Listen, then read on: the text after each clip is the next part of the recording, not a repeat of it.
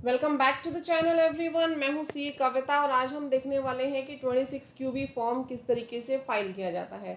26 QB को file करने के लिए सबसे पहले ई फाइल पे जाएंगे। यहाँ से ई पे टेक्स्ट पे आपको जाना है। ई पे टेक्स्ट पे जाने के बाद यहाँ राइट हैंड साइड में न्यू पेमेंट का ऑप्शन आएगा, यहाँ आपको क्लिक कर देना है। यहाँ क्लिक करने के बाद आपको यहाँ पे ऑप्शन दिख जाएगा 26 क्यूबी फॉर्म का। यहाँ आपको प्रोसीड के बटन पे क्लिक कर देना है। यहाँ सबसे पहले आपको ऑप्शन सिलेक्ट कर लेना है। रेजिडेंट का ऑप्शन आपने सिलेक्ट कर लेना है कि पर्सन रेजिडेंट है या नॉन रेजिडेंट है। मोस्ट इन्फॉर्मेशन इस फॉर्म में आपके पास प्री फिल्ड आ जाएगी। इसके बाद आपके पास यहाँ पे एक क्वेश्चन पूछा जाएगा कि whether more than one buyer, क्या एक से ज़्यादा बायर है। अगर एक से ज़्यादा बायर है तो आपको येस करना है, अगर एक से ज़्यादा बायर नहीं है तो आपको नो के बटन पे क्लिक कर देना है। ठीक है, और इसके बाद आपको यहाँ पे कंटिन्यू पे क्लिक कर लेना है। यहाँ पे आपसे जो सेलर है, सेलर की इन्फॉर्मेशन पूछेगा। आपको सेलर का पैन बताना है, पैन यहाँ पे कंफर्म करना है। अगेन आपको यहाँ पे आधार नंबर बताना है सेलर का। अगर अवेलेबल नहीं है तो कोई भी इशू नहीं है, लेकिन पैन बताना आपको कंपलसरी है। इसके बाद आप यहाँ पे जो सेलर है, सेलर का एड्रेस यहाँ पे एंटर कर देंगे, मोबाइल ईमेल आईडी एंटर कर देंगे। और अगर सेलर एक से ज़्यादा है तो आपको यहाँ पे येस के बटन पे क्लिक करना है। अगर सेलर सिंगल है तो आपको यहाँ पे नो के बटन पे क्लिक कर देना है। जैसे ही आप कंटिन्यू के बटन पे क्लिक करोगे आपसे यहाँ पे प्रॉपर्टी की डिटेल्स पूछेगा। प्रॉपर्टी लैंड है या बिल्डिंग है वो आपको क्लिक कर देना है। लैंड है तो लैंड पे क्लिक कीजिए, बिल्डिंग है कोई भी तो बिल्डिंग पे क्लिक करना। यहाँ आपको एड्रेस देना है प्रॉपर्टी का। जो भी प्रॉपर्टी आप सेल कर रहे हो उसका एड्रेस आपको यहाँ पे प्रोवाइड कर देना है। देन आपसे डिटेल्स पूछेगा कि आपने प्रॉपर्टी खरीदने का एग्रीमेंट कब किया था, वो डेट आपको यहाँ पे डालनी है। टोटल वैल्यू ऑफ कंसीडरेशन कितनी है, यानी टोटल वैल्यू कितनी है प्रॉपर्टी की। जैसे प्रॉपर्टी की वैल्यू 1 करोड़ है लेकिन अभी आप उसको 20 लाख रुपए पे कर रहे हो। ठीक है, प्रॉपर्टी की टोटल वैल्यू कितनी है, 1 करोड़ रुपए, लेकिन अभी आप उसको 20 लाख पे कर रहे हो तो यहाँ पे टोटल वैल्यू 1 करोड़ रुपए आएगी। ठीक है, डेट ऑफ पेमेंट, किस डेट को आपने पेमेंट की वो यहाँ पे एंटर करना है। टीडीएस आपने कब डिडक्ट किया, जब आपकी डेट ऑफ पेमेंट है वही डेट यहाँ पे डाल देना। टीडीएस डिडक्शन की ध्यान रखिएगा, यहाँ आपने डेट उसकी डाल देनी है। देन आपने इंस्टॉलमेंट में पेमेंट किया लमसम। लमसम में देखिए यहाँ जैसे 1 करोड़ डाला है तो टोटल 1 करोड़ ही आपने पे कर दिया तो वो लमसम पेमेंट कहलाएगी। लेकिन मैंने बताया जैसे 1 करोड़ की टोटल पेमेंट थी, अभी आप 20 लाख पे कर रहे हो तो यहाँ पे इंस्टॉलमेंट पे क्लिक कर देना।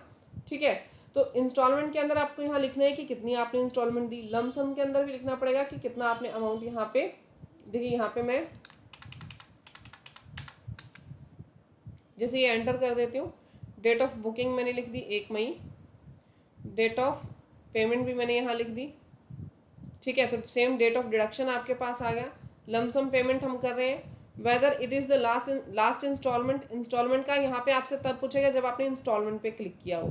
ठीक है, whether stamp duty value is higher than the sale consideration, क्या स्टैम्प ड्यूटी वैल्यू हायर है सेल कंसिडरेशन से। देखिए स्टैम्प ड्यूटी वैल्यू आपको जो भी आपका लोकल अथॉरिटी है या कोर्ट है वहाँ से आपको पता चल जाएगी कि मिनिमम सेल वैल्यू उसकी कितनी है।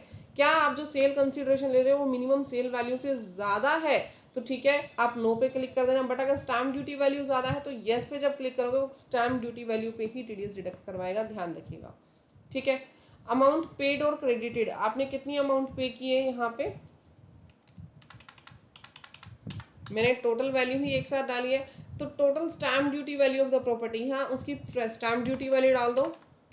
फॉर एग्जाम्पल मैंने 80 लैक्स डाल दी तो विच एवर इज हायर वो ये यहाँ पे उठाएगा। बट अगर यहाँ पे मैं स्टैम्प ड्यूटी वैल्यू इससे ज़्यादा डाल देती, ठीक है, तो ये यहाँ पे ऑटोमेटिकली 1 करोड़ 20 लाख उठाता। मेरी बात समझ में आ गई। तो स्टैम्प ड्यूटी वैल्यू आप कंसीडर कर लेना कि जो भी बायर ने स्टैम्प ड्यूटी वैल्यू कंसीडर की है वो इससे कम होनी चाहिए। यहाँ पे आपको टीडीएस का अमाउंट एंटर करना है, जो आपने टीडीएस डिडक्ट किया है वो एंटर करने के बाद अगर कोई इंटरेस्ट एप्लीकेबल है तो वो लगा दो, और 234 का अगर कोई फीस आती है तो वो आपको यहाँ पे डाल देनी है। ध्यान रखिए जो टीडीएस डिडक्ट होगा वो इस अमाउंट का 1% आपको डिडक्ट करना है, जितनी भी अमाउंट होगी उसका 1% यहाँ पे आ जाएगा। ठीक है, इसके बाद आपने कंटिन्यू के बटन पे यहाँ पे क्लिक कर देना है। जैसे आपका आपने सारी इन्फॉर्मेशन डाली, ये जो बटन है ये अनेबल हो जाएगा। यहाँ से आपके पास ये पेमेंट का ऑप्शन इनेबल हो गया। आप चाहो तो नेट बैंकिंग से, डेबिट कार्ड से या आरटीजीएस से, पे एट बैंक काउंटर, किसी भी तरीके से आप जो पेमेंट है वो टीडीएस की कर सकते हो। पेमेंट करने के बाद आपके पास ये जो फॉर्म है ये अपलोड हो जाएगा और टीडीएस जो है 3 से 4 दिन के अंदर सामने वाली पार्टी के 26 ईयर्स के अंदर शो होना शुरू कर देगा। गाइज अगर वीडियो आपको अच्छी लगी तो वीडियो को लाइक, चैनल को सब्सक्राइब करना मत भूलिएगा। तब तक के लिए thank you, bye bye, take care everyone. मिलते हैं नेक्स्ट वीडियो में।